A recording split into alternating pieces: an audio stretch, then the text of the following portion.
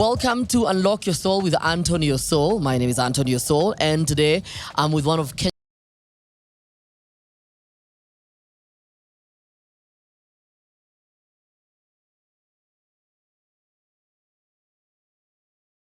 we're gonna understand a lot of these things. This church guy with like commercial hits, how this connection happened. It's one and only Webi. Until What's up? How are you, Webi? I'm good, man. It's good to be here. You know, Webi, I was listening to some of your music. Yeah. And I wanted to ask you, Webi, what tribe are you? Where are you from? I'm Taita. So now, So I'm Kenyan. So I was actually listening to music and I thought, are you Burundi for a moment? Because I was listening to one of your songs in In the Lukundo album. Lukundo album. Yeah. And I was like, ai, apana, hii ni kama meimbia. It sounded very... You know the language is it's Bantu, so it's very similar to Kinyarwanda. Yeah, that's Kirundi. a thing. For a moment, I was like, Yeah. it's been a lie all my life. Because we say Lukundo, the Rwandans say Rukundo, I believe. Oh, wow. And I think even the Burundians say that. Do you have any Burundian fans just because of... Possibly, I do. Yeah, because the similarities in the language would probably bring me across that. That's actually very possible. So I mean, my first interaction with you was what I thought was 4 years ago. It was actually 8 years ago. It was. Guy. It's been a while. Time flies pretty quick when you're having fun, I think. My goodness, it's quite interesting. When you won the Kenya Airtel Trace Music Star, and it came with like a huge amount of money, and I think everyone was trying to like count your coins. How are you gonna spend your money? Are you gonna? I mean, it was a very just weird time, but for me, it was interesting to see a Kenyan, and especially someone who I consider sort of doing the same kind of music that I do in terms of R&B, standing out and win that competition. Right. Looking back, would you have? Because a lot of times people do competitions and then they wish I never did this nonsense. Do you regret being a part of that competition? Absolutely not. I think it was one of the most amazing learning experiences for me.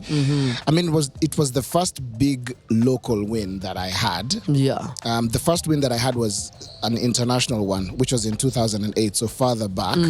So to win something right in the home ground, that came with the trappings of everything that it came with, but also all of the experiences, not expenses, but experiences that it came with. That was amazing. So I have no regrets because it added value to me, to put it simply. But for your win, for me, it felt like a validation of the hard work that you've put in, even coming from a family where you guys are quite musical. Right. So I've heard that about you. You come from a musical family. I felt like the win, because I'd seen you in the scene, performing the likes of Akina Temi, Chris Adwa. So I really felt it was like a validation of when you work hard, good things happen for you.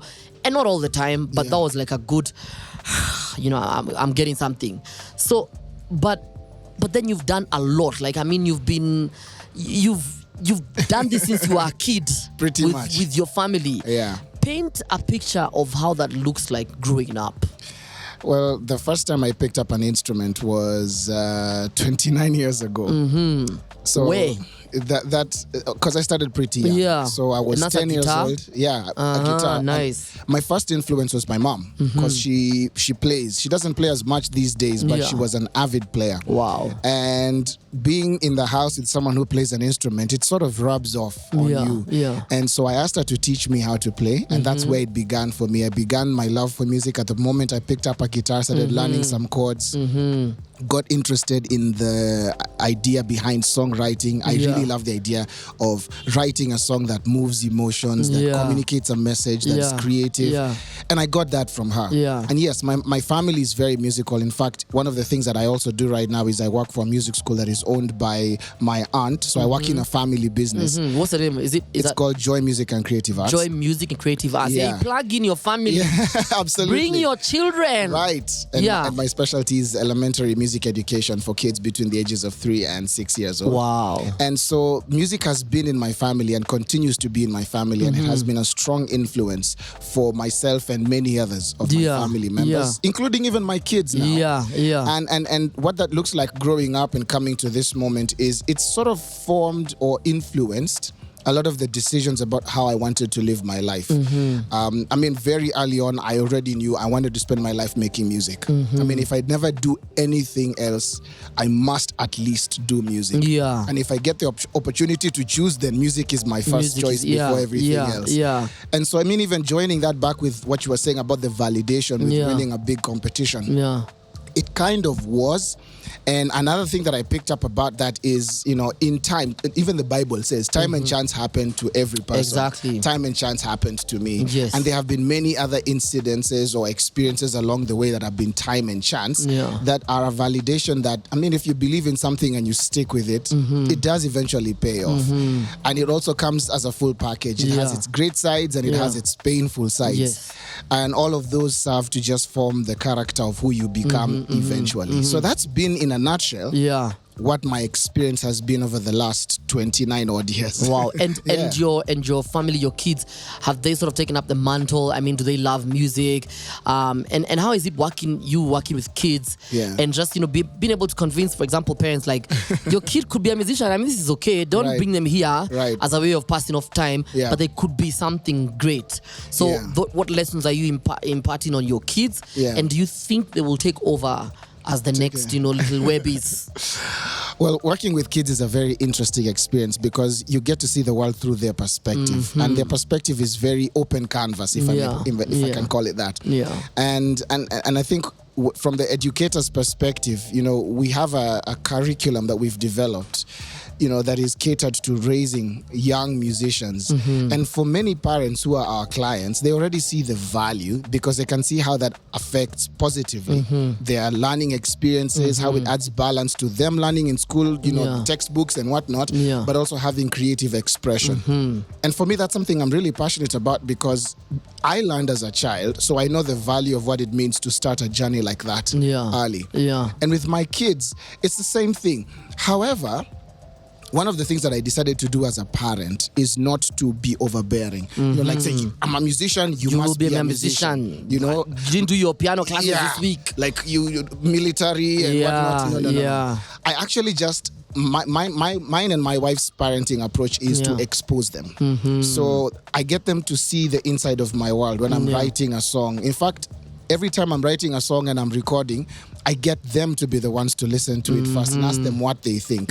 So they don't just hear music and appreciate it from a sonic perspective. They also think critically. Oh, that's nice. I like that ad-lib. Oh, this music instrument sounds really good. Why don't you add this? So we have conversations like that. Wow.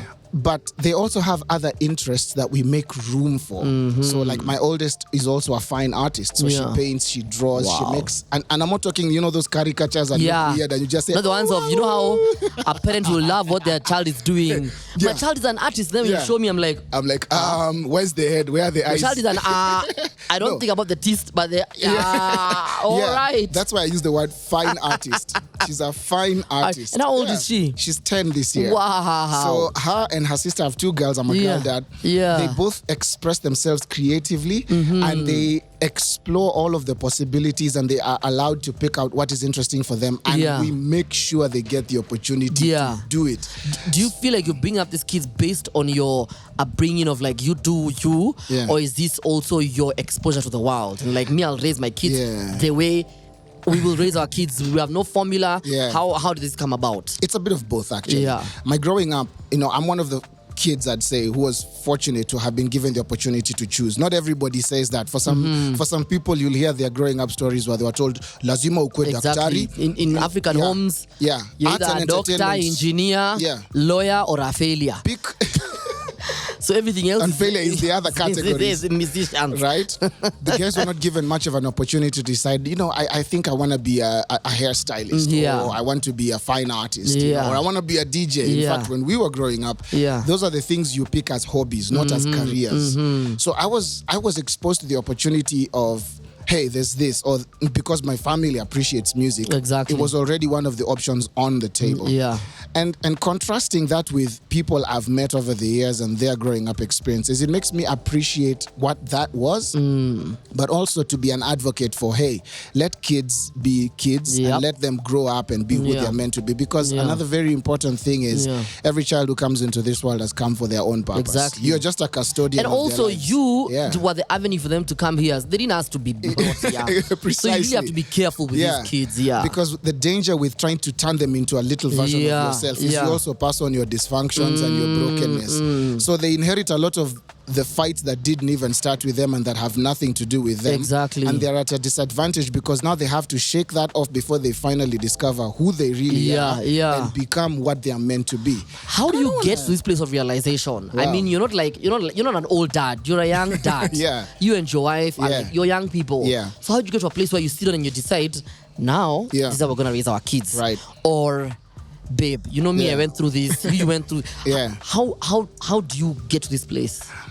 Well, a lot of it is allowing room for self-awareness. You know, we recognize that every person is coming from somewhere. We all have our backgrounds, and our backgrounds present us with a mix of two things. You know, all of the great experiences and some of the difficult ones. And then again, in a marriage setting, like in my case, these are two different backgrounds. And some of the challenges that we experience, because marriage also has its difficulties, a lot of that is founded on what your belief systems are, who you are, what you think about the world, what you think about money, so on and so forth. And so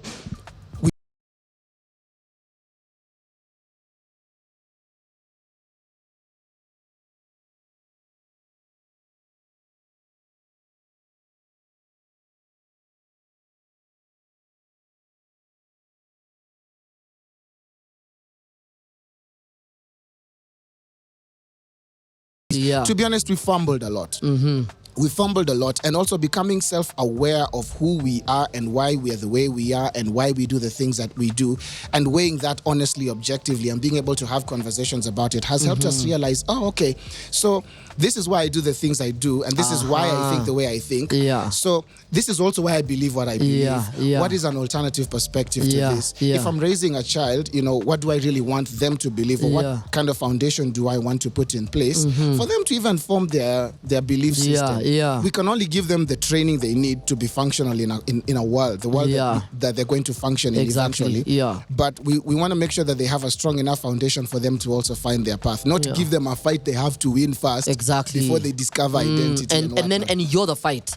So these kids have to grow up saying, I don't want nothing with my father because that guy what he made me go through. So while you're here creating, trying to mold a world for them, but you're busy being, you're a Trojan horse. You're the one who's bringing problems in their lives. Does religion or spirituality play a huge role in terms of how you want these kids to end up and in terms of how you bring them up? Absolutely. I mean, I'm a Christian. Well, there's these denominations and whatnot, and people say I'm either Catholic or I'm a Protestant. Pentecostal. I never get those things. So, are you Pentecostal or Baptist? And I'm like, huh?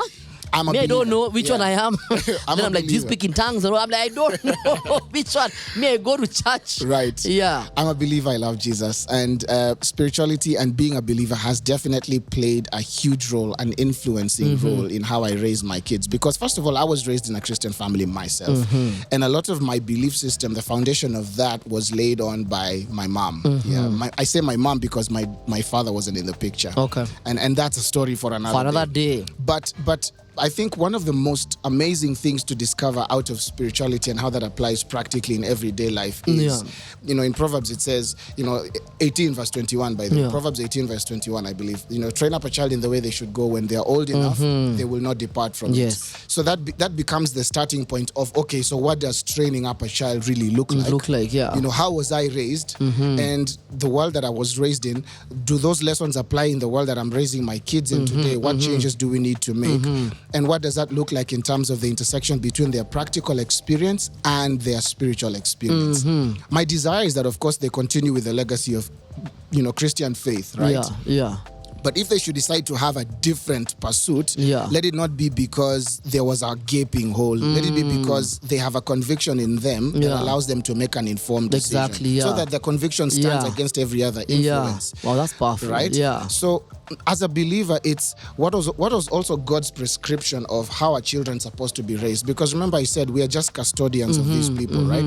Every child that comes into the earth is coming to fulfill a purpose. Whose purpose? God's purpose. So what is my role? My role is to partner with God to help them become everything they're meant to be. Wow, I like that. So what's God's idea behind parenting? You know, it's to love them. It's to be there for them. Again, you know, God himself has set sort of like a template for how he treats us. He provides for us. He cares for us. He heals us. He hears our prayers. He's available. Now, of course, we're not gods, but the principles that stand in how he parents his children in the world is what we borrow from. You know, so teaching them love, teaching them inclusivity, teaching them sense. Because again, faith is not the substitute of practical wisdom and personal responsibility. Exactly. What does that look like in the context of faith and whatnot? So in summary, with all those words, that's essentially how faith influences my parenting approach and many others who believe the things I believe as I love that you said partnering with God, because I mean I've never heard anyone say that. I partner with God. I'm like, that's powerful. I know you said there's a story for another day, but I just feel like the audience will be like, I'll be amiss if I don't do it. It's all right. There's the issue of when you talk about your father and saying that, you know, he was in the picture. I mean, explain to us why it wasn't in the picture. But then also, how are you able to father when you don't have a father to look up to and say, this is the way that I was told that things should go? Does it sometimes, you know, do you look back and just feel like some FOMO of sort of like, oh, now I'm in this scenario and I don't know how this is supposed to be done? Yeah, that's a very good question. And yes, it's okay to talk about that because, I mean, it's part of my story and I cannot really I cannot divide it and cut it out. My parents divorced when I was 6 years old, so about the age of my youngest child right now, which is interesting to see that full circle. Right? And it was unfortunate because their marriage didn't work because they didn't know what they were doing, and there was a lot of course correction that needed to happen in their space that didn't happen. So it ended up being the demise of the marriage. That's how they got there in summary. But my mom, and of course, shout out to mothers, by the way. Hey, moms. You guys, like, I don't think there's any award on this earth that is enough to appreciate mothers who stick with it, you know, especially for mothers who have multiple children and then now they find themselves in a single parent situation. And they stick it out because that's hard. That's really hard. And I'm appreciating that. I mean, even when they're adults, they're human beings. They could be like, me, I've given back to you. Bye. I've left you the social. You live your life now. In most cases, they stick with it. They're the ones who become the backbone. They're the ones who end up becoming the quote unquote mother and father. Mother and dad, which is what happened in my case. You know, after the divorce, you know, we even moved across counties. We went to live in Mombasa for a good part of our growing up. And he wasn't in the picture because his life was here and he stayed here and he moved on. Wow. And the effect of that was a gaping hole where a father figure should have been. So there's a lot that I didn't know about what it looks like to have a present father in the house. And what a man is supposed to be, because now as a guy, that would be my role model. That's my first point of reference. But what I'm grateful for is I had uncles. I had uncles who were sturdy, they were strong, they had families and they were with their families. And they were all sort of part of the community that raised us. My granddad as well, who was so much like a father to me than my grandfather and my siblings as well. And what that painted a picture of was what it looks like to have men stand up and step into their role and be counted. And also be honest about the humanity, the limitations of their humanity, the mistakes they made. They tell stories. My granddad was one of my best friends. He's gone to be with God now. But he was very honest about some of the struggles he experienced, some of the challenges he experienced. He raised 9 kids. Wow. So my guy, he has a whole book. It's a whole book. And in those days, without any social media, without any agency, you're on your own. Exactly, and also working in different places within the country, and you know, sort of providing for a large family and being responsible and putting in the work. And what that gave me an idea of was what it looks like. Of course, it doesn't answer every question. It just gives me a starting point. So the older I got, I now started to ask the questions that were, of course, relevant to the maturity level I was at. I sat down with my father for the first time when I was 22. That's a good number of years now. Yeah. And we tried to work things out. But admittedly, I went there very angry, very charged. Yeah. Self-esteem issues. There was a whole growing up. Yeah, I was like, I'm going to war. Yeah. WWE, I've been waiting for this day.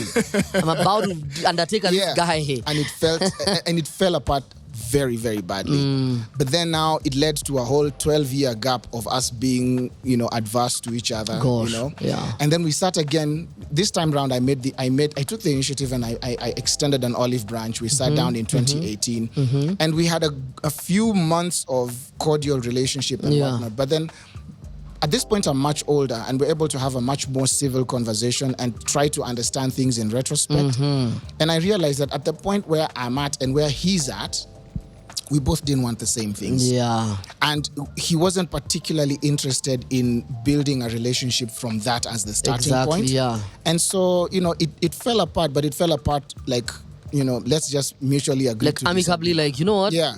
You're my dad. He didn't like it. But this is not what, But I had to make the decision because I realized that now as an adult and also raising children, I don't want to create a situation where they go through the same thing I went through within the context of a grandfather. And thank you.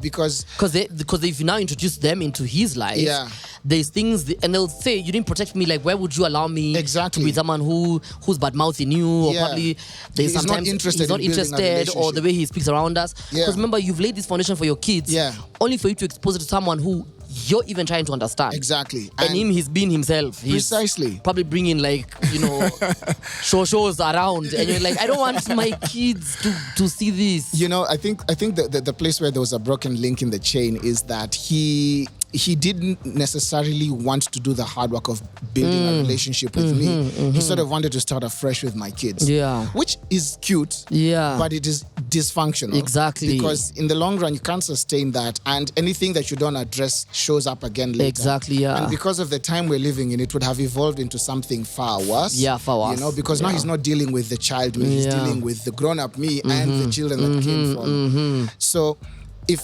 it was a non-negotiable for me, an irreducible minimum. Yeah. If we're not going to do the work of building a relationship and hopefully starting from somewhere, and then now allowing that to spill over into the future generation, then I'm sorry, that's not gonna work. It's funny. It's interesting to that because you know how granddads and grandmoms treat like kids way better. Yeah. So I remember asking, my mom and my dad, why are you guys so lenient with I've got a nephew and a niece, Leroy and Leanne. I'm like, why are you so lenient with this? Yeah.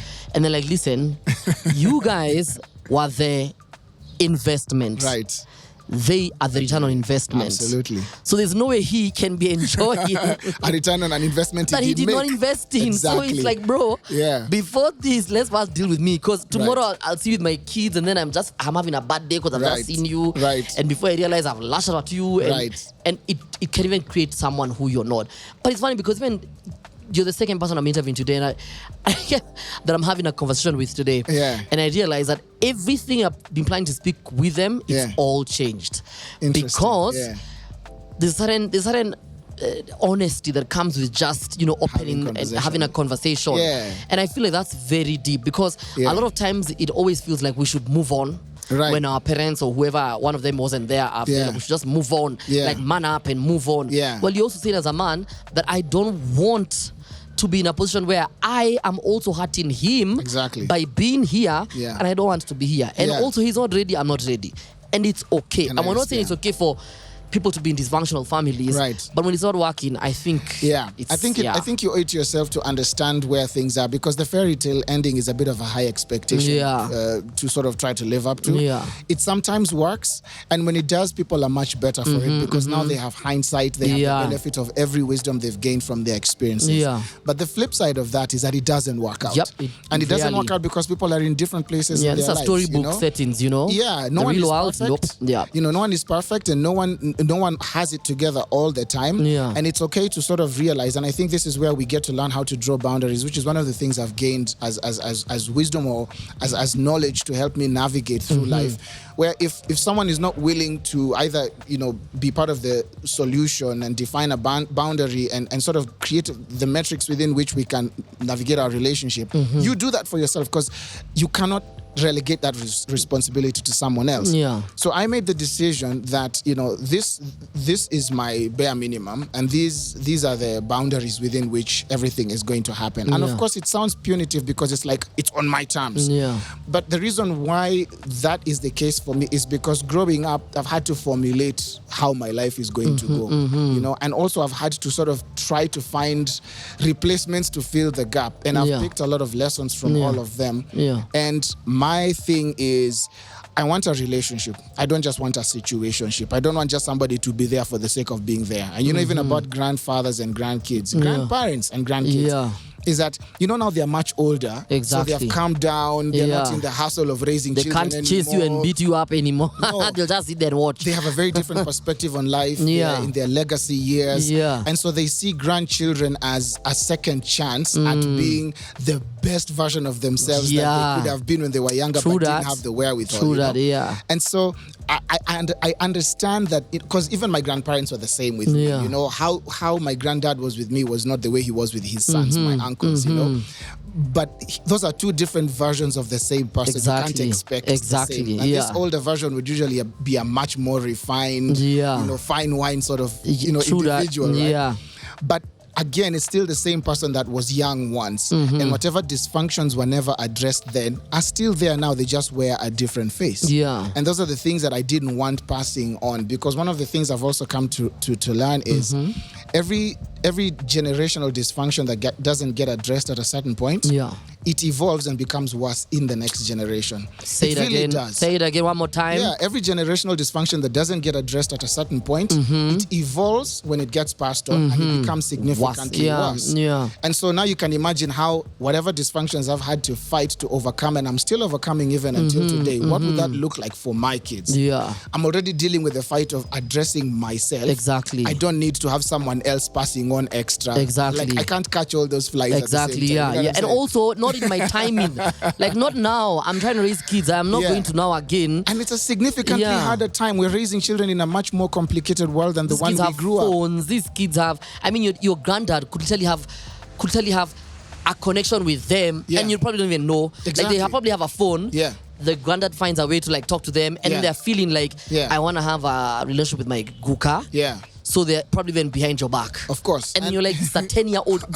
How did her and the grandfather decide to conspire? So you see now it brings another issue of like, you see, no boundaries. And before you realize, and then your kids now blaming you. You want me to have a relationship, and you're thinking, no, I am saving you. Precisely. I am not taking away from you. And a lot it's of not easy. And a lot of the lessons they'll begin to appreciate when they are older. Right now, they're still really They will not, but the thing that was really important for me to have all of this happen was also just to resolve the loose ends in my life, you see, because, like you said something a little earlier that was interesting, man up and whatnot.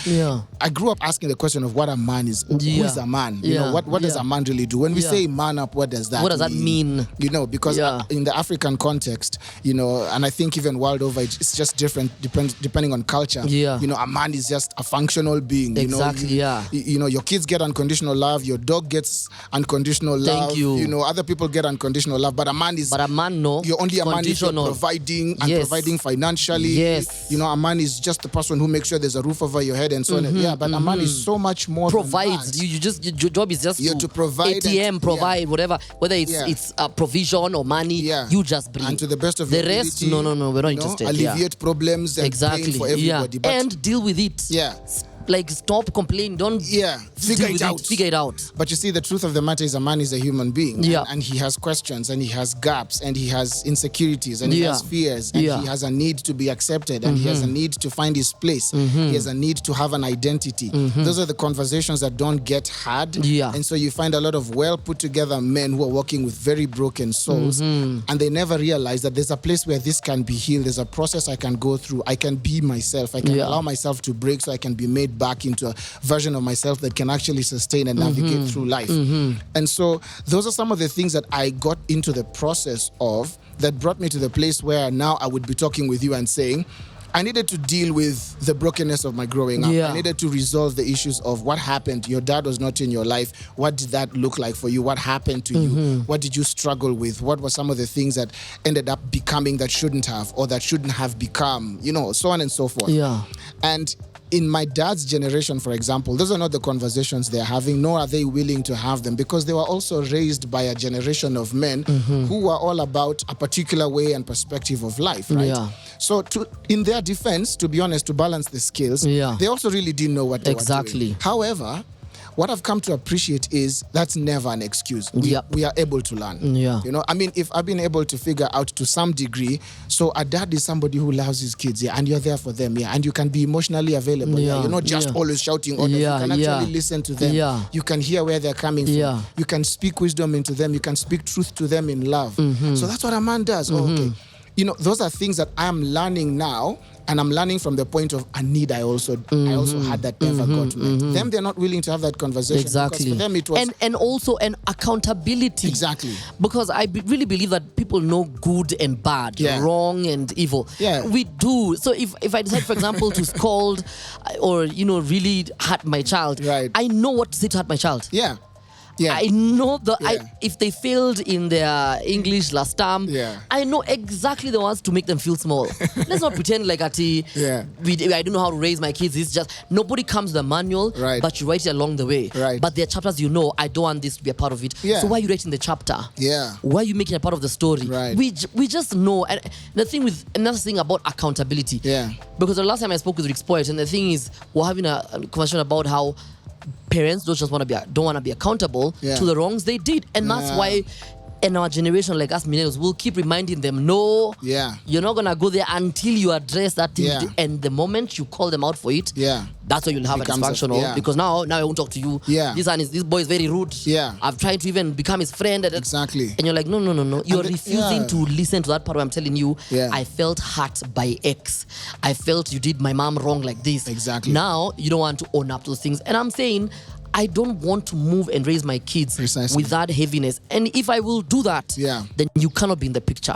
So decide. So even looking at it from the family setting, I'm realizing now, I think, from a society perspective, there's a very huge need, a necessity, if I can say, and a place for families and family members to have honest conversations about, the circumstances of their relationships, to make amends where things were broken. Like, I find there's so much to gain and so much value in people being able to let their guards down, to address things that have been age-old wounds that were unresolved, to say, hey, I'm sorry, I really didn't know what I was doing, forgive me, can we try again? You'd be amazed how, like for instance, with everything that happened in my case, when I sat on with my father both times over the span of 12 years, the only thing I honestly wanted him to say was, I'm sorry. I didn't care about the fact that he was physically abusive or that he was absent or so on and so forth, because there was a lot that happened there. The only thing that I went there to hear was, I'm sorry, son. And can I make it right with you? Can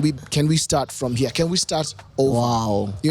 So you can imagine if families would have conversations like that, fathers, mothers, because there's also dysfunctional situations where mothers are concerned. Exactly. And of course, for mothers, you don't hear that conversation on the top so much because mothers are usually the ones who sort of bridge the gap. And they're the ones who are emotionally present, and they play a role that only they can play. But they're human beings as well. So a lot of the ills that we see in society today, a lot of the brokenness or the dysfunction, it starts in the home. I mean, charity begins at home. And also because people are trying to figure out how to do this thing, and they're so focused on the struggle of getting it right that they forget to leave room for learning. And then later on, and they realize they made many mistakes, instead of acknowledging, okay, I could have done this better, or you know what, I should have thought about this, or we could have had a conversation about this sooner rather than later. They're like, but I provided for you. Exactly. Where were you? I paid your fees. These things are old things. Do you know that? Do you know what I had to go through? From a children's perspective, I never asked for any of that. And I also never asked for the brunt of all the pain that you had to go through. Like, it wasn't my fault, right? So having these conversations conversations is really important. And why am I paying emotional dowry price? Exactly. It's for something I did this for you. Yeah. So you paid this for you. Why am I paying this price? So it's important for there to be spaces available for people to converse, because the truth of the matter is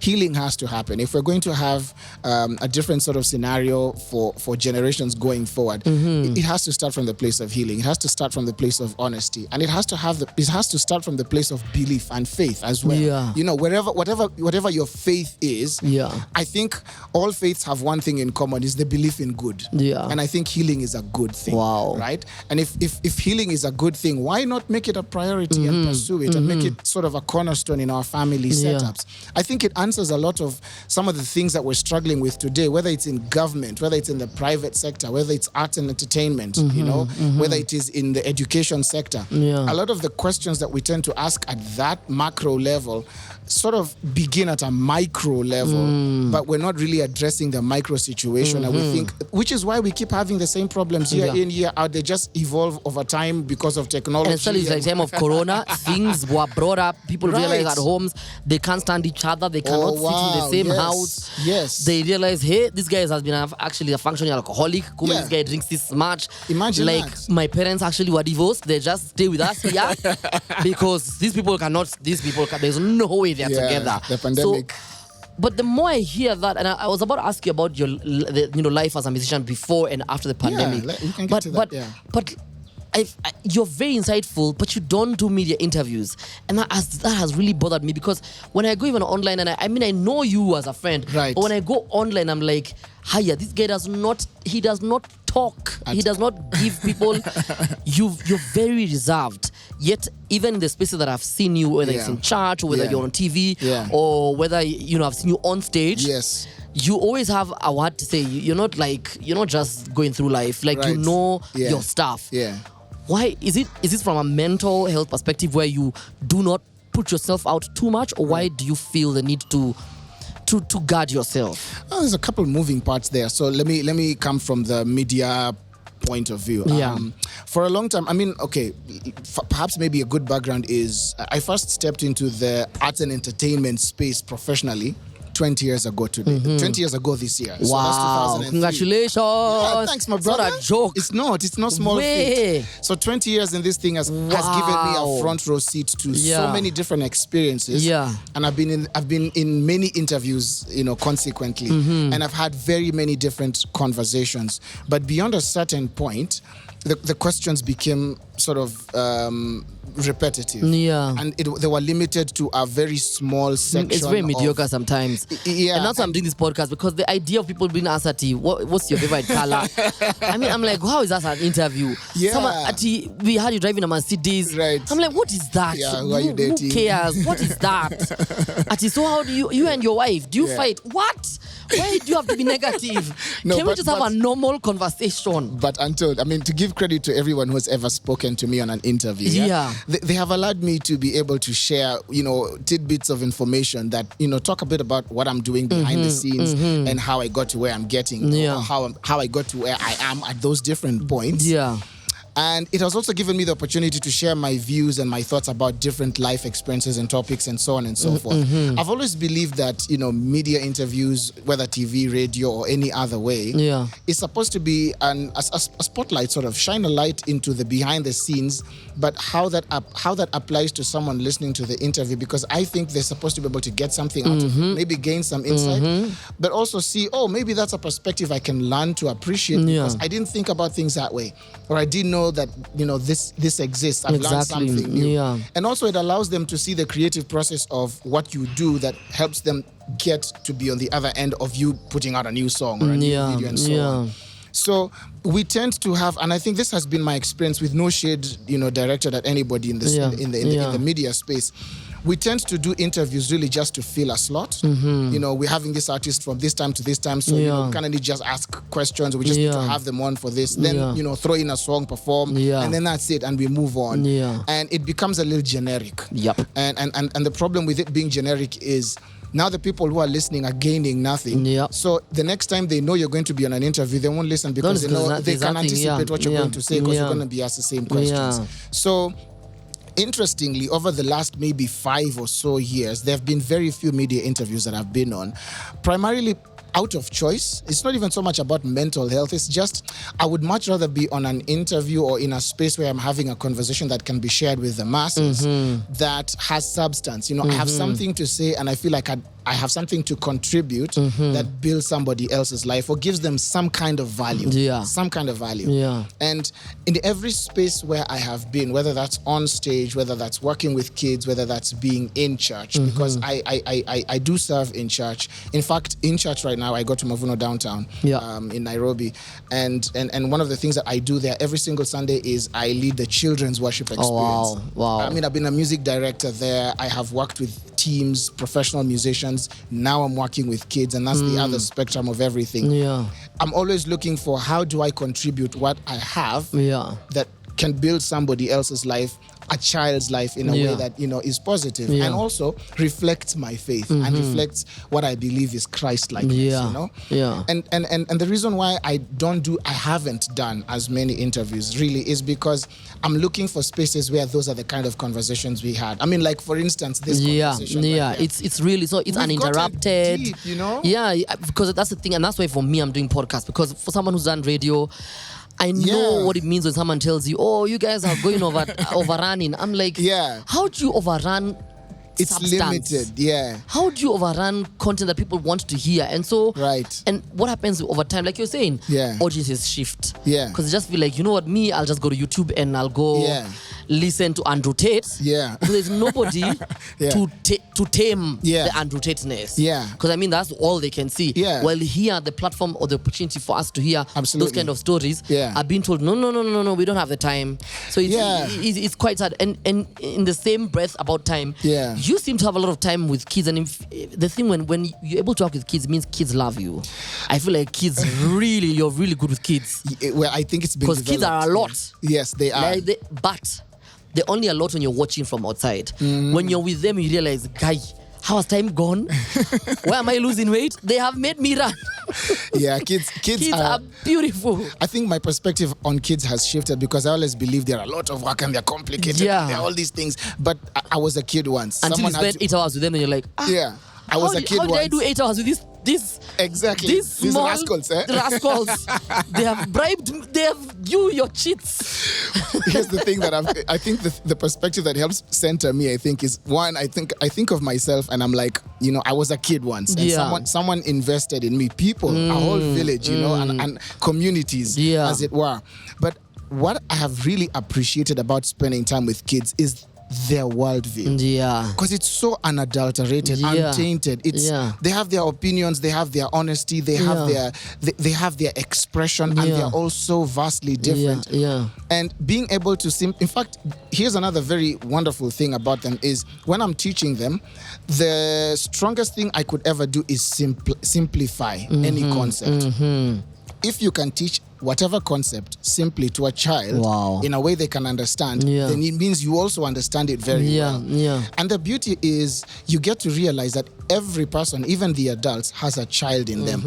And there's always something that you can speak to that speaks to that child in them. You know, I mean, you're a 50-year-old human being and you do the things that you do, but a lot of those things were founded or put in you or became part of your composite, let me put it that way, when you are a child. Exactly. So if, let's say, for instance, you are an overachiever, you know, maybe it's because as a child you felt you needed to prove yourself, you needed to let others know that you belong, you know, I've got something to contribute, and that never got spoken into, and you carried it over all the development seasons of your life. And now it's creating...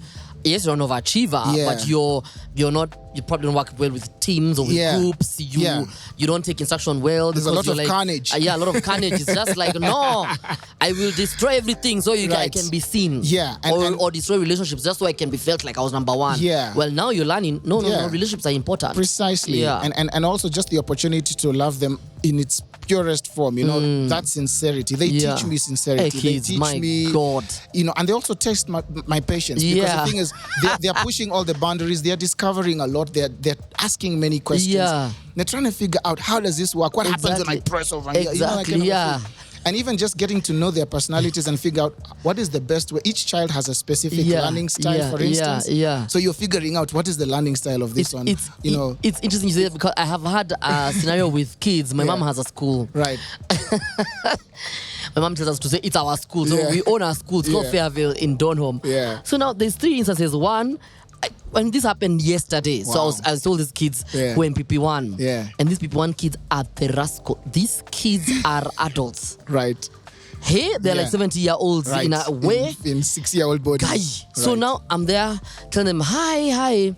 Have you... No, they're about to sleep, so I realized I'd messed up because now I just got them when they're about to sleep. They're like, hi. They're all of them, and they're happy. They don't want to sleep. They're like, hi. You people, you don't miss me. I've missed you. We've missed you. And that became... Then one of the kids said, Baba. Everybody, all the just came out. I told him, I'm not your father. But that's what that kid called me Papa. I was like, no, I'm not your father. Then all of them, because they realized now, I'm uncomfortable. They also started saying, Baba. I told them, go back to sleep. I am not your father. And the Baba in you came out. The same class, PP1, another time I'm walking, they were having lunch. So I have like a puzzle I'm hiding. I don't want them to see it. Because if they see it, they'll now ask for it. But they thought it was food. So I was walking close to them. I'm like, you guys, why have you not finished eating? Then one kid says, we want to eat that. So I'm like, what you are eating now? What you're carrying?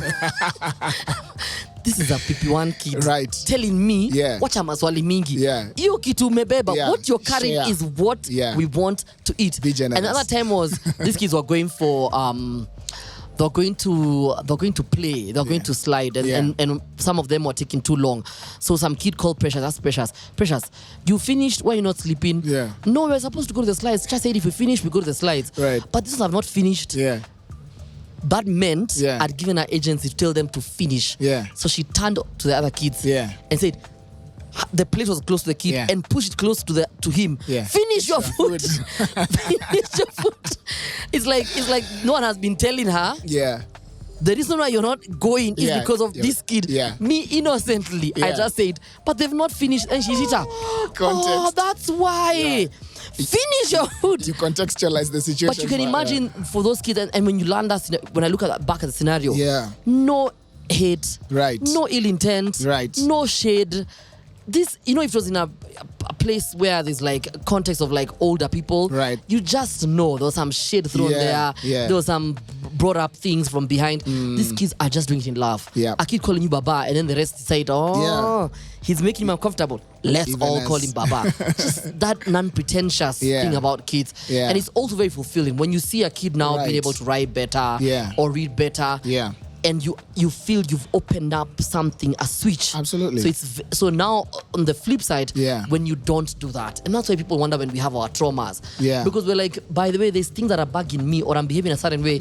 Because you refuse to turn on that switch. Instead, you dimmed it, or you locked it, or you just allowed it to run without telling me these are the ways to go. And that's. I mean, and this is the reason why I was saying it's important to not gloss over that, because whatever it is that we're glossing over gets repeated. Whatever doesn't get addressed gets repeated.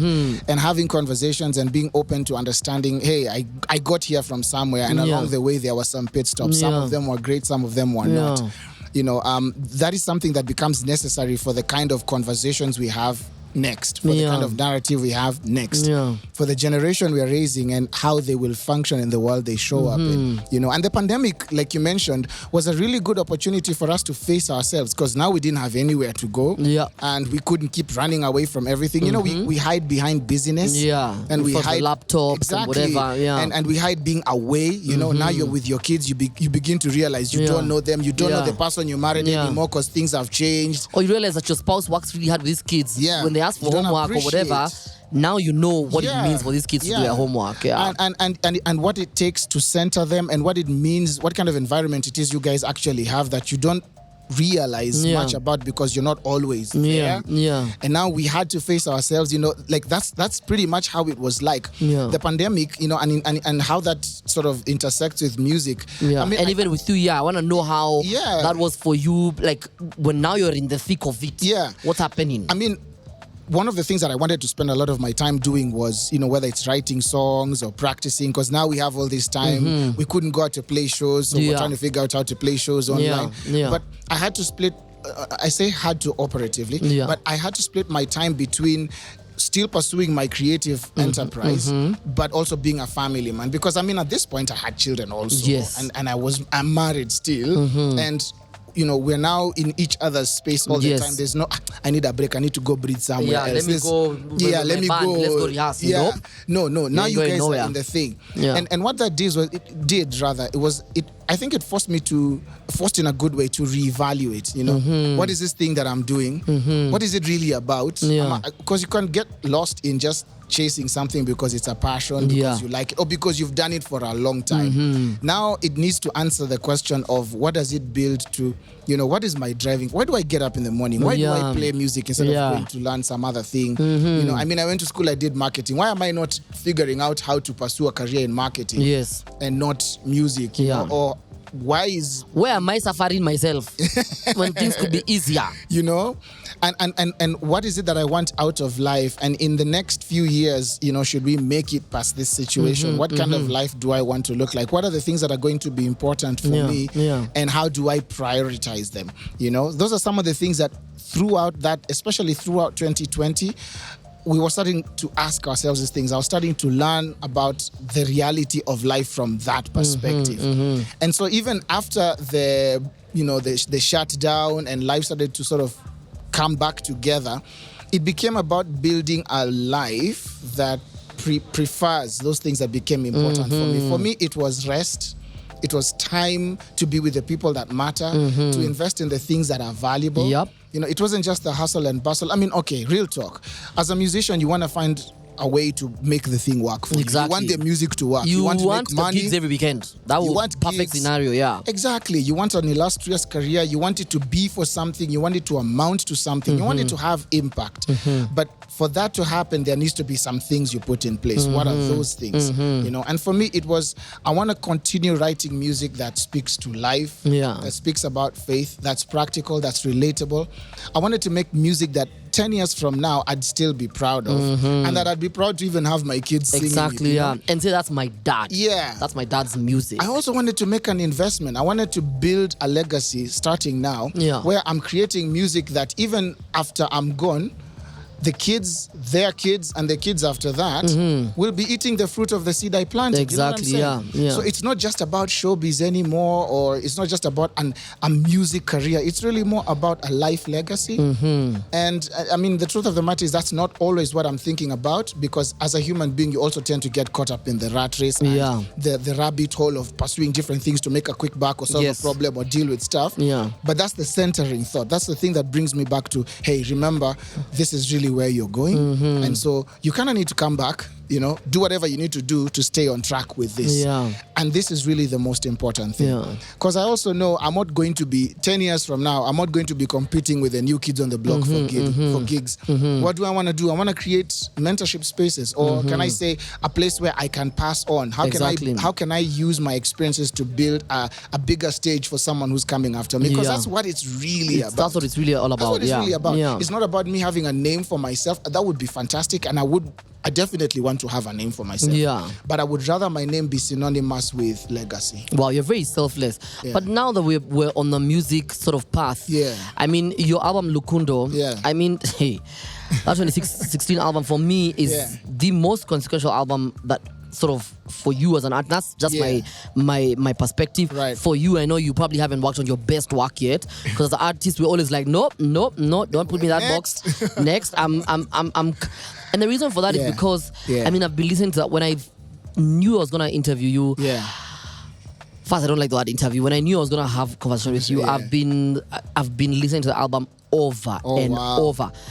My favorite jam has always been Aliye Wangu. Wow, with Della.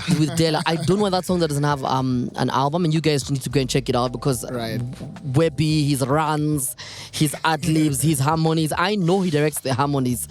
But the album is called Love. Lukundo means love. It just feels like love. Nakulukunda. It just feels like nakukunde. I love you. It just sounds nice. Right. That's your third album. First and foremost, it's a great fit because not a lot of people. Right. The people in the industry don't even have an album. Right. And not to beat them down or whatever because everyone's circumstance is different. Yeah. But that album felt very intentional. Yeah. A lot of Swahili, a lot of, message. There's a song Mao. You're talking about singing about your mom, and now I understand that relationship. Yes. There's also a song about brotherhood and about men. Yeah. And and you say yes, many effort, but let's listen to each other. There's all these standards, but let's, brotherhood is important. Yeah. There's a song about love, you know, and just how you're trying to navigate love and understand all these things. Yeah. There's a lot of intention with that album. Yes. Guys, if you've never listened to Lukundo, you please go and pick up that album. Go listen to it on Spotify, Amazon, Boomplay, whatever. Please go listen to the album and show that album love. But also, you sing a lot in your native lingua. So for me, the thing I want to know, how was the creative process of that album? And why would someone like me who's an artist feel that it's that consequential? Because when people are writing such amazing stuff, hey, a lot of times they are going through everything. So I want to know what was happening when you're writing that album. Spot on. It feels to me like a 2022 album. It could be released anytime. Again, What is it about Lukundo that makes me love it that much? Oh man, authenticity, if I put that in one word. The creative process of it was very interesting. My background and my influences have always been R&B. Growing up, I really loved Boys to Men. They're still my favorite singing group of all time. Nice. You can see the longevity. So, if you're a 90s kid, you know how R&B looked like and very sound much. like. You understand how music was like Babyface, Jodeci, Jagged Edge. Brandy. Monica. Mary J. Blige. Whitney. God. Mariah Carey. Lord help us. You don't know what you're missing. Right? That was an era. That was the era that influenced my love for, lyricism, composition, musicality. And creating music that people 30 years later are sort of rediscovering and they're like, yo, this feels like this was made for now, And the creative process that sort of sparked off where Lukundo got born was I wrote a song called Pamoja Milele. That was the first song that I wrote that ended up becoming one of the songs in the 13-track album that now became Lukundo. And at the time when I was writing that song, I was looking for a song that was different, that was more, it sounded more like home. I think that's the best description. And I was also looking for a record deal. You were like, I was like, I need someone's money. They say your rent was due. The rent was due, and I was singing for food. You know what I'm saying? The landlord was like, bro, you seem like you don't have food. I'm gonna let you stay in the house for a bit. Right. Then mama Kiosk is like, ujalipia chakula. I have debts, so I'm gonna make that money. And this was 7 years between. This was now 7 years after the release of my second studio album. So it was time for me to get back into the creative process of putting out a body of work. And then again, that's another thing about me that I've always appreciated the value of a body of work. You can have singles and EPs, which is dope. But I feel like there's something about a body of work that really encapsulates life experiences, where you are as an artist, where your growth, and the things that are important to you and how they intersect with the general human experience. So I wrote Pamoja Milele, and then I had this idea to go see RK. Robert Kamanzi.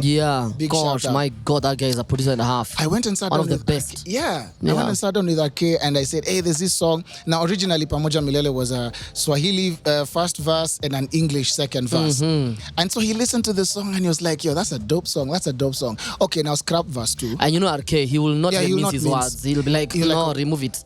I know you as an R&B singer. I've had most of your R&B nuances, but now I want you to dig deeper. There's a villager inside of you that needs to come out. And I was like, that's so, wow, fast villager. Why would I want and to why does that mean anything? And he said, you've made music for pretty much everyone else and for yourself and for the people that can appreciate your music on an international landscape. But now, what about the people from where you come from? Like, have you ever sung a Taita song? So he told me, go rewrite this song. Wow. Go rewrite this song, and you can keep a lot of what is on there, but put in some tighter there. So it was a challenge because I'd never written a tighter. And I need you to sing for us that tighter verse, please. I think the verse goes, Kololi mlungu wanirasimbia, wanineka mdu mchauni kunde, iye, iye, iye, ngelo ihi namfunyira chapcha, kwa gose aga wani bonyera. Oh my God, but Webi, your voice. Webi, do you know, I genuinely really love your voice. Like, Appreciate it, bro. Yes, you've told me. Oh my God, I've got goosebumps. There's a way you do your runs. My guy. Me, there's very few male musicians who I genuinely love in Kenya. Not because I'm not trying to act like I'm picky. Yeah. I'm not Aretha Franklin. No, but you have I can throw names of, descriptions about artists. Right. No. You genuinely, your voice is very soulful. You sound like someone who has seen it all. Because I'm doing this space with you. Yeah, I'm not gonna cast. I know you appreciate it. So I'm really struggling to say you got your together when it comes to your voice, because you genuinely come from a place of I have suffered. Yeah.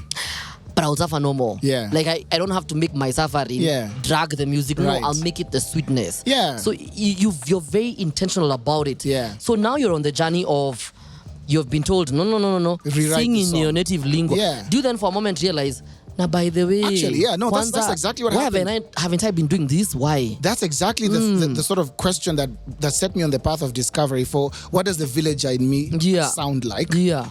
And what does it look like to actually represent that side of my identity, right? And of course there was so much richness, or can I say so much wealth to tap into. So fast forward, I write this song, I go back to RK, and it's like, that's it, let's work on the thing. Yeah. So we recorded Pamoja Milele, and it was going to be a single. Wow. At that point, I was thinking album, but it was going to be predicated on, can I get a record deal so that I can get support to do it? Because, of course, an album is cost intensive. It's not cheap. It's a very heavy project to undertake as an independent artist, and I wasn't. And you can't be earning money on the side, to be honest. Yeah, because you're literally spending all your time spending money. Exactly. Yeah. And because I knew I needed to be able to give it the focus it deserved, and to create something that showcased growth from the last record to where I was at, and also be able to find the intersection between being able to pour out everything that life had presented me through an art form, through the music. I needed to be able to give it its time. Yeah. So I actually went to Arcade, one, to present this song, but also to ask him to sign me. Exactly. At that time, I don't know if he still does it now, but he was running Moja Entertainment, and he had supported a bunch of artists, Victor Mbuvi, Jemima Thiongo. Exactly. His signature is on pretty much every other big hit in Kenyan music right now. True. And I felt like he was the guy who would help me find a voice for this next season of my life. And I also wanted to learn from, what does it take to make a great hit song? It's one thing to just write a song that you like. Yep. It's another thing to make a song that people are like, I hear myself in that song. Exactly, yeah. And I want to be... That's deep. You know what I'm saying? It's not easy at all. Yeah. And RK will call you out and tell you, nope. Yeah. Like for me, when it is just Jeff Kamusho with him, he told me, you school with BN, go get BN and write this song together. Yeah. When you hear him, what happens is when he lays down the foundation, he's a very good father. He walks away. He lets you now with the engineers, but he's left you there knowing I've already guided you. There's true north. Thank you. So there's no now looking for the compass point. You already know exactly what to do. And he simplified the process, also because, being a musician, I really love the technicalities of chord changes and this. And he was like, that's nice, but true musicianship. Yeah, by the way. One of the things he said was, true musicianship is knowing when and when not to use that. He told me that. He told me, listen, you're going to do a high note at the end of the song. Yeah. From verse 1, I don't want to hear any of those runs. Yeah, keep it straight, keep it simple. And you're like, but it's not going to impress guys. For him, we're like, do you want a song that makes money or the song that's impressive? So we don't have to play on radio. I'm on a to kujisikia kwa nyumba. I was like, guy. Yeah. Hey, okay. Hard hitting truths. Yeah, let me just do it. And I love that he really challenged my artistry and myself and my perspective. Yeah. And he put me on the path of discovering a version of myself I didn't even know existed. It was just latent there. And so what led into the Lukundo album was he took that song and he went and played it for Peter Ndwati, then CEO of Pine Creek. Yeah, Pine Creek. I think he still owns Pine Creek now. Yeah. And so Peter listened to the song. He loved the song. He was like, let's consider this. Yeah.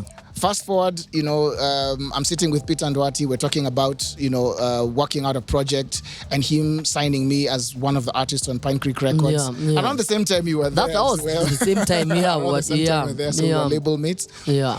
But then now it became, all right, let's do this song, let's do a video, let's start to build an album that sounds a lot like this, but it needs to stretch. There are very many different angles, there are moving parts that we can put together here to make a body of work that people will listen to for a long time to come. So I went to work. Yeah. So now I have, thankfully, the blessing and the guarantee of support from a financial perspective. Yeah. I have the right producer and I have the opportunity now to create. So they're doing their part. I needed to put all my I need name. is just. So the Lukundo album became an album that was the all-encompassing conversation of love for me at the time, because I also wanted to express the different facets of love. So like you very rightly put it, there was love, the romantic aspect of it. There was love of self. There's a song called Jipende. Yes. There was a love of money and what the love of pursuing after, physical. It's called Pesa. So what that looks like, and I told it through story form. I sang about my mom, and my appreciation was an ode to her sacrifice and her strength and her consistency and who I am today as a result of all that she put in, the foundation that she laid for me. And also there was romantic love songs. I mean, I was also singing from the context of now I'm in a committed relationship and I'm with someone who inspires me, and I wanted to sort of pay homage or homage, depending on where you come from, to that. And I also wanted to express love in a way that is immortalized. And then I also sang, stories. I sang about my faith, a song called Baba Yetu. I took the Lord's Prayer. Took the Lord's Prayer and you sang it in a very nice melody. So in fact, Jana, before I slept, I was listening to it and I was like, this should be the song we should be singing in schools. Because when I was a kid growing up, my grandparents, my granddad especially, was very intentional about teaching me how to pray the Lord's Prayer. So I actually learned how to pray the Lord's Prayer in Kitaita before I even learned it in Swahili and English. Wow. So I was like, that was my ode to him, but also an expression of, I have had many different versions of this song from different people, and many people have been daring enough to do it even in their language, but I have never had a Taita one. So that was an opportunity. So it was also an eye-opening moment for you, or at least an ear-opening, because you're like, I'm also underrepresented as a culture. My culture is underrepresented. Exactly. We need to put ourselves. So when someone hears this in 30 years, they're like, what language is that? They're like, it's Taita. Like someone random Luo in Arizona is like, this is Taita, because it represents a culture that he has been able to interact with because of you. Absolutely. Was that whole album recording process? Because a lot of times we also tend to, without even realizing, do you feel there's a lot of love while you're recording the album, to a point where even the name just made sense, apart from the content in the album, but the ecosystem that allowed you to create this album? Was there a lot of love in that whole scenario? There was, and I think it's twofold. There was the context of where I was at and my experiences and the things that were going on at the time, but then there was also the extension of it, which is the other side of this, the other perspective of it, which was looking at my external relationships. I was looking at life from the perspective of other people's experiences. I was looking at marriage, for instance. I mean, I had been at a wedding at some point during one of the times as I was writing the album. I'd been at a wedding where I was singing, and there was a couple that had been married there for like 40 years. Wow. And I was like, man, that was way older than I was at the time. Like, these guys have been married longer than I've been alive. You've been alive, And I started to ask myself, what does that look like? What does it take to get to a place like that? And will I make it there? And so that sort of sparked an idea for a song called Tusibadilike in the record, which for this one, I even took a very different writing approach. I went to CBN. And so we actually wrote that song together with BN. I don't know if he remembers, because that was quite a while ago, 2014, 2015, thereabouts. BN and that big head, he'll probably remember. We wrote Tusibadilike together. And the song really revolved around, what I believed sort of made for the ingredients of a successful relationship, loving one another, caring for one another, preferring one another, choosing one another, which is really, really important. Side note, a lot of relationships that break apart because of one thing. People just stop choosing each other. Oh, wow. We can always say money is a reason for divorce. No, it's not. It's just one of the things that triggers a downward spiral to a problem that existed before you had problems with money, which is this. It's a catalyst. You have always been like this. Because if I choose someone, if I choose my wife, then that means conversations about the different facets of our relationship are a priority. It means dating her is a priority. It means investing in my relationship is a priority. It means being honest and being open and being integrous is a priority. And these are all the things that come together to give us our relationship a fighting chance, because we are imperfect. Yes, we will make mistakes, but the chances that our relationship will survive are based on the foundation that we've built in our relationship, where we're choosing each other, so we can navigate through, even if it is the onslaught of divorce or all our friends are divorcing. Exactly. Does that mean we're also going to you know, that kind of a thing? So I won't even get into a relationship, because I mean, look at everyone my age. Look at everyone is divorcing, because you constantly choose you. Yeah. It's fine. I've never seen like that, because the concept of I, well, we are a we. It's not I, me. And it's oneness. You know, really, the truth of the matter is, if you've decided you're going to be with this person, that is, of course, the first choice. But many of us stop at that choice, and it becomes about us. I want to be with somebody who makes me happy. I want to be with somebody who does this. That's a very immature perspective. I've come to appreciate, because a relationship of that magnitude is about giving. It's actually about giving. You're making the decision to be selfless, to sacrifice. And for the guys, the ante is very high. Exactly. The expectation is really high. And so when we make it about ourselves, which is essentially making a choice to only prefer yourself, not the other person, a bunch of things happen. And from what that couple I was referencing were talking about, those are some of the things they said. You know, we decided that we were not going to change how we see each other. Yes. And we're going to learn about each other. I'm going to be a student of my relationship. And I'm going to keep on doing this thing every single day, rain or shine, which is why on the wedding day, the vows are, you know, I choose you for richer, for poorer, in sickness and in health till death do us part. You're not making a commitment to a situation, you're making a commitment to a person. So that sort of became, those were the thoughts that were going through my head as I was writing the song To Si Badilike. And all of those songs became part of the love that we were talking about. You asked me the question about whether there was love happening in that moment. Yes. So there was my personal experience and the things that have gone on in my life, but then there was also the extended experience that I was borrowing from. Do you see what happens when you're intentional? You would have gone to the wedding and you wouldn't have cared about these old guys. I'd be like, these ones are just, good luck to them. But because you are intentional about being a sponge, you're sieving or a sieve, you're taking what's good and you're like, let me learn, let me drink from this cup. And understand why, how can they last this long? Well, for other guys are probably thinking, yo, me, I'm waiting for this stand-up party. When are we drinking? But you're being very intentional as you're creating. And really to bring us back to the point of, you remove yourself from comfort and decide, let me be uncomfortable. Let me create an album, a body of work that not only presents me now, but me for a very long time. And I need also people to understand that, one, it is not easy. No. Oh, wow. It's not easy. It's difficult. I wrote a song for my kids, bro. And to do that, sorry to cut you short. It's okay. But you've reminded me that when you say it's not easy, that sometimes you actually have to be uncomfortable to find the gold. Like to write this song, it's called Mshuma, Candle. I was writing my thoughts sort of in a prophetic way about what I believed about my kids. At that time, I only had one child, so my second born wasn't born yet. But I was saying, utanga utawaka kama mshuma. You know, jua nakupenda, ombi langu kila siku ni la fanaka. I pray for your success. I pray that you become a person of integrity. I desire to see you succeed in life and be the version of yourself that you are meant to be, and things like that. To write that song, I had to go to a different environment. Like I wasn't even in my house.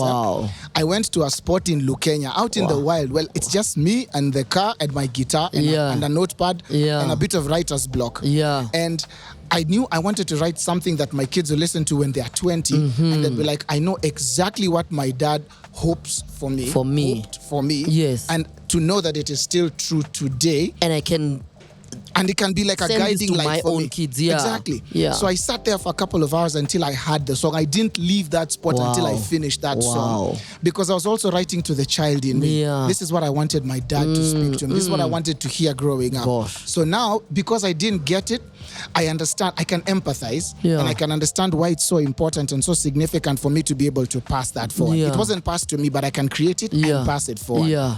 So that intentionality you're talking about, that was really the driving force that made me a student of my experiences and the circumstances in my life and beyond my life. Let me put it that way. And so the result of that was now this entire album. I mean, there's stories to be told even about how I ended up writing with Della. Yeah. And how we wrote, song. Aliye Wangu, Wow, that song is so beautiful. Yeah. Oh my God, that song is you don't understand. And then when you guys pull that, I forgot the name of the guy, that Whitney Houston and that Michael, some guy. Could I have this life? Could I have this George life? Michael. George Michael moment. Yeah. You guys, I was like, I was imagining, like, are you guys, like, are you singing together? Did you sing in different studios? Because for me, it became the image just came out. I was like, this was real. We were like, together. The both of them, you probably stopped yourself like, okay, now, this song will be too long now, we need to stop. Yeah. Because it felt too real. Yeah. And I feel like, and that's why I keep saying, I come back to you, like, very intentional. Yeah. And also, something else I want you to delve in. People love to use this word love. We love to. That's why I'm telling you, when I hear you sing, about I'm love. like, this is real. He's not lying. I can feel it. This guy was in a moment here. Yeah. People love to misuse the word love. Yeah, and I'd love to talk about that. Yeah, we like saying, wewe mimi nakupenda sana, I'll make sure. Yeah. No, bro, you're lying. Love is a sentence. Love is a sentence. You want me now. You want to use me now. Yeah. So even Vunja yote. So even when I was writing the song, when we were doing the song with Della, we were together in the studio, and one of the guiding things throughout the theme of the album, I think when you listen to it, you'll hear that there's that authenticity, there's that rawness. Another thing that was driving it was, what is love? Mm-hmm. And yes, we're talking about the different facets of it, but what's the basis of it? The basis of it was faith. Yeah. So you've rightly put it when we say how we sort of I think the word here is we've diluted the meaning of love. Huh? We've diluted the meaning of love to make it sound more like a feeling than a way of life, you know? And so I wanted to talk about love in sort of like a contrary way to what we've come to believe as love, because of what's also been sold to us in popular culture. Love sounds like a nice, good song. It sounds like the things you've had Brian McKnight say, or Boys to Men. The truth is, that's just one expression of it, and that's really more the romantic part of it. But the truth of the matter is, love is a choice. Love is actually a doing word. It's a verb. It's something that you do every single day. It's not this consonant where you just add it into a conversation like real talk. I mean, from a marriage perspective, because I'm married and I can tell you this, right? It's not every single day that in my marriage everything is nice and dandy. There are times when we argue. There are times when we have a very strong difference of opinion and we have a heated circumstance. There are times when you look at the person you're with and you're asking yourself, why do I love this person? And that's a good question to ask, because you're not being spiteful or hateful. Maybe in the heat of the moment you're feeling mad at them. But the reason that that's a good question is because it comes down to why this person, why do I value this person? What am I putting into this relationship and why am I putting it into that? It's really more from, what is God's idea of love? What was it meant to be? Again, because I'm a believer, these are some of the things that also really help me filter through everything that I do and why it's important. So, I mean, I'm coming from a place where we've heard about love being going to the club, meeting someone, having fun with them, a one-night stand, and you can't stop thinking about them. That's an experience. That's something that happened. That's not love. The other thing is, love is also, we use the word love when what we're talking about is infatuation. You know, you can be infatuated by something or someone. But love is a very different story because it's about a series of decisions that add up. Love is about making choices, and it's also about sacrifice, you know? Because I love my person, I'm going to do something that demonstrates that love. And where I get that from really is when you look at the Bible, you know, for God so loved the world. That's a scripture we all know. For God so loved the world that he gave. You see, love was demonstrated. Not traded or like... No, not negotiated, not contract. It was a giving. And he was giving before any of us had anything to offer in return. Not that we even had anything to offer in return. So when you think about that, when you sit with it long enough, you begin to realize, realize and ask, how am I demonstrating love? What does love look like in the context of my relationship? Whether you're dating, whether you're raising children, whether it's with yourself, whether it is with a marriage, in the context of a marriage, whether it is with people you're in the office with or on a field trip with or whatever, because we are relational beings and we're constantly interacting with people. And love wears a face in all of those situations. What does it really look like? And you see, it's nice to have a nice pop song that you know talks about love and we feel good when we hear it. But once the song stops I can't take that with me. Like, okay, what I'm... It was nice while it lasted, and on to the next song. Yeah. But how do I apply that? Maybe it's just me who overthinks it. Exactly, yeah. But I realized I didn't just want to be simplistic about things that have existed before me and that have a much bigger meaning than what I'm whittling it down to, because I'm trying to have a pop hit. Yeah, for me also, I take that word very seriously. Yeah. It's like I have friends who, you know how girls call each other babe? I have friends who are girls who they don't allow people to call them babe. Yeah. They're like, don't throw that word. That word has a lot of meaning. I mean, you can give me a kidney. You can, and not to mean that it has to be transactional. Of course. But like, you really don't use words because you want to get something out of someone, or you want to make them feel something. Yeah. Don't throw these consequential words because you want inconsequential things just to fulfill something for yourself. Yeah. Like you're talking about one night stands. Yeah. You love sex, you love reckless behavior. Yeah. You don't love the people you sleep with. Yeah, Stop waking up and deciding you didn't call me, but I loved you. And there's also such a thing as people saying I love you when the truth is they actually loved the idea of you. Or they loved the idea of what they were going to get out of being with you. Thank you. Or I love the idea of controlling you. Like, exactly. If I could be this person, this is what I would want from them. You feed and my probably ego. you are, thank you. The things you tell me, you flirt with me. Yeah. So it's a very, and it's, but I also feel like when you come from a place like the both of us have come from, where it's a sort of not a broken home, but from a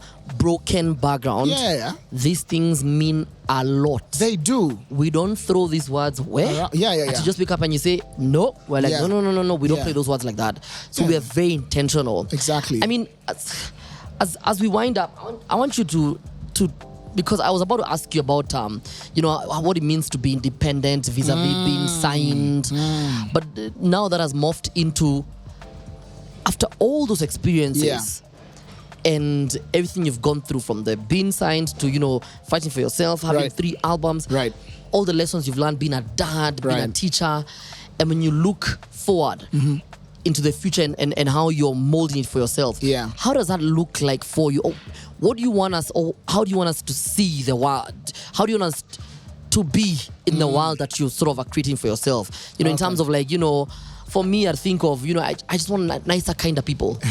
I really wish people were just nicer to each other, or kinder. Yeah. We would, and here it goes all the way to like policy makers, to government people. If you're a bit kinder, we don't have a scenario where somebody who's a senator now was paid 2 billion for a plot of land to have a dam that till today is a shrub. If you had love, absolutely, imagine that money. See, you are paid. Yeah, you'd have given that land. Yeah, you'd have built the dam. Yeah, people in northeastern Kenya would not have been dying. Yeah, so that's the world I envision, where we are a bit kinder, nicer, empathetic. Yeah, my God, I connect with all of that, and that's a very big question with a lot of moving parts, but it all has one answer. I truly believe that a good portion of the world's problems, the answer to it or the solution to those is love. In the professional space, love looks like ethics. Being ethical in our decisions, being ethical in our business practices, being ethical in how we treat our employees or our co-workers and so on and so forth. Being ethical in government, in leadership. Being ethical in the policies that we set, in the laws that we're making to govern our land, in how we collect and manage taxes, being ethical in how we represent the people that have given us the opportunity to be their voice in parliament and so on and so forth. In social circles, it's being mindful. I love what you said about how if we could be kinder to one another, things would be significantly better. That's absolutely true. And I think it all, because of my belief, I think it all goes back down to God's idea for how our human existence was meant to be, because the second most significant, the second most powerful and most important commandment is love your neighbor as you love yourself. If I love you, I'm not going to go out of my way to hurt you. And if I can help you, I'll go out of my way to do so. If I can do something that gives you a leg up, an advantage, a fighting chance, an opportunity to win, then my life is supposed to be about making that happen for you.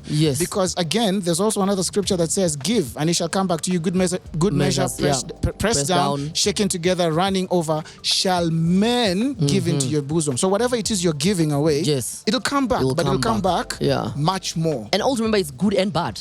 Absolutely. As you're already giving bad energy, bad vibes, you will get it right back. Precisely. Like, you will get it. So imagine a world where we all made the decision to say, I'm going to sow one good thing into life today, whether that's an encouraging word, whether that's kindness, whether that's doing something without expecting a payment or some sort of reciprocity, compensatory in that way, whether it's going out of your way to do something for someone that will increase their chances of having a better day than they would have if you didn't do what you did because you were in a position where you could do that. That's the kind of world I envision, and I believe it is possible despite how broken things are right now. And that also sort of impacts how I'm raising my kids, because I'm teaching them to be those people. Regardless of whether the people they are with are not like that, they are going to be like that because one is and they will end up meeting people who are like that because they are moving intentionally. Yeah, and you can't fight evil with evil. Good trumps evil any single day. And that's what you want for the world of tomorrow, which, by the way, is already starting to show up today. And how that intersects with my music is I really want to be able to keep making music that promotes those values, because I really believe that those values, number one, are ageless. They are timeless, if I can say that. We're never going to overemphasize or run out of the importance of being able to talk about a world where there's love, there's cohesiveness, there's understanding, there's kindness, there's faith, there's giving, there's receiving, but there's also making sure you're not receiving to hoard, you're receiving to pass forward. I want to make music that will be, like when you think about Bob Marley's music, when you think about even Michael Jackson's music, some of the greats of the old times, and they're not even that old. The music is not that old, really. When you think about some of the things they believed in social justice, for example. Bob Marley believed in a fair society. He was like a philosopher in that way. And he channeled his philosophy in his music. And there's so many others like that. And today we listen to that music. I mean, he passed on 40 years ago almost. But a lot of the things, the ideals and the ideologies that he was speaking about in his music and the stories he was telling, they are there today. Timeless. Exactly. The context of that is still there today. We can still see the connection between what he was saying and our everyday experience. I want to make music that speaks into life but gives practical wisdom, or gives a practical account of, hey, for example, my new song, A Long Way, which is one I released a couple of months ago. It's a reflective song that talks about journeys, really everyone else's journey, but I was writing it from my perspective. I'm looking at when I started the music, my journey as a musician 20 years ago, and I'm thinking, my goodness, there's so much that's happened. What have I learned over the years about myself? What have I learned about the world? Of course, the song is 3 minutes, 30 seconds, and I can't compress everything I've learned in 20 years. That's the gift that was given by God. Absolutely. That you can put your 20 years in 3 minutes and it will help somebody else deal with their 20 years to come. And that's, the song was really more like, I think of it more as a conversation starter with self, with others, where people can begin to think, really, what has the last 20 years of my life been like? Exactly. And somebody 20 years from now will still be looking back and thinking, what did I learn? Who have I become? What did I pass forward? What mistakes did I make? And what came out of that? And so, being independent versus being signed, it really doesn't matter, to be honest, as long as I'm able to stay true to that, because that is at the core of who I am as a person and therefore as an artist. But of course, my preference now is being an independent artist, and I am investing heavily in being able to be a producer. So I'm actually learning to produce music. I'm sort of creating room for myself to have expression that is not limited by when I'm able to go to a studio. I'm building a studio at home. So that's where I record my music. That's now where I'm beginning to produce songs. I'm working on some new music right now, so that's going to come out possibly over the next few months before the end of 2023. I hope another album is on the way. Definitely in the works. So not a long way down, a short way down. See what I did there? It's also where I produce my podcast. Interestingly, your podcast and mine have a very similar name. Yeah, because often Unlock Your Soul. Unlock Your Soul. What's mine yours? Is called Soulfire Inspiration. I knew it. Because I know you've always mentioned the word soul in you. Even your email. Exactly. Soulfire Inspiration. And so that's a very long-winded answer just to say that because that's what I believe about the world and the environment that I hope to see one day, even if I don't live to see it, I want to have been part of whatever sets that in motion, so that the generation after me and their generations after them experience it. So legacy. Wow. I'm just about 40 now. So I'm thinking legacy now when I should have been thinking about it. You're like 40 with like 60 years of experience. My God, this guy has suffered. And in a good way. I have learned. I've experienced life. Guys, if you're in the diaspora, when we say suffer, we don't mean like living in the streets. And I'm not taking away from those people's experiences. But in suffering means I have seen everything. You cannot lie to me. I've experienced enough to give me some 40-year-olds in Africa are like 80. That's true. We have seen everything. Especially our generation, We know everything. millennials, we have seen it, everything. Yeah. You are such a breath of fresh air. Yeah. Thank you, bro. It is so lovely talking to you. I mean, I could listen to you speak every single day. And please make sure you also go and catch his podcast, which is Soul and Fire. Soul Fire Inspiration. Soul Fire Inspiration. Hey, it's Sophie, Soul Fire. Yeah, Soul Fire. So that's really beautiful. Yeah. And I'm glad that, I get to share this space with you, but also I get to learn from you. Yeah. But also I get to understand you more, because I feel there's questions I always wanted to ask you, but I didn't. Yeah. Because I didn't want to seem intrusive. You just we're wake friends, up and bro. No, I know, but you wake up and tell someone. By the way, it just feels like I was gossiping you, and now let me give the people the story. Guys, this is what he told me. So I feel very inspired. Yeah, thank you. You're very insightful, and I do pray that you will continue to share this insight with people, and that and may you never lack. I appreciate that. Genuinely, you are a well of a lot of wisdom. So thank you so much, Mr. Soul Fire. Mr. Unlock Your Soul. You see that ilikuwa ni akilo. But in our culture, we're African. Absolutely. It means it really came from a deep place. It was heartfelt. Yeah, it was genuine. It comes with interest and investment. Genuine. So trust me. Make sure you go catch Webi's new jam called A Long Way. Yeah. But also, please take it away back. Go a little bit back and get to listen to some of his albums. But my favorite is Lukundo, which means love. Yeah. Please listen to every track from the beginning to the end. Yeah. I promise you'll not only fall in love with Webi, but you will fall in love with his music, which is so intentional. Thank you so much. I appreciate you. And my love to your wife and the kids. Absolutely. That's what's up. Thank you, my man. Bye.